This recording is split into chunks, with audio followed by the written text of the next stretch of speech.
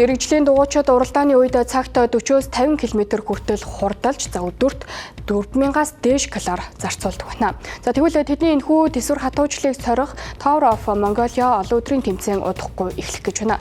Тамирчид Улаанбаатар хотоос гараагаа эхлүүлж Баян Чандман сум Дархан Шарын гол чиглэлд нийт 532.7 км замыг туулан өрсөлдөх юм байна.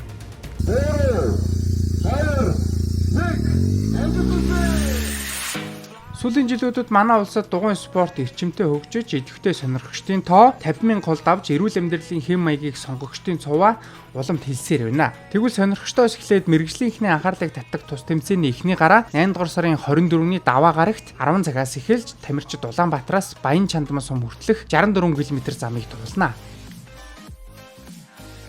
За одоогийн байдлаар бол манайх Монголын дугуй холбооны нэр хүндтэй тэмцээн болох Tour of Mongolia гэдэг олон өдрийн уралдаан маань хэд хоногийн дараа эхлэх гэж байна. За энэ бол төвийн бүсийн аймагуудаар уралдах ийм зорилготой ийм уралдаанаа явж байна. Нодлон бол бид бүхэн баруун бүсийн аймагуудаар зохион байгуулсан бол энэ жил манайх төвийн бүсийн аймагуудаар зохион байгуулах гэж байна.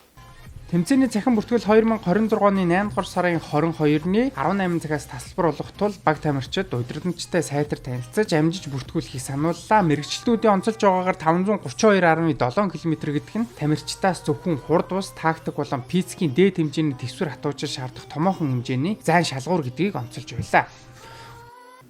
За тэмцээнд бүртгүүлэх тамирчид маань бол яг энд бол мэргэжлийн болон Монголын дугуй холбоонд бүртгэлтэй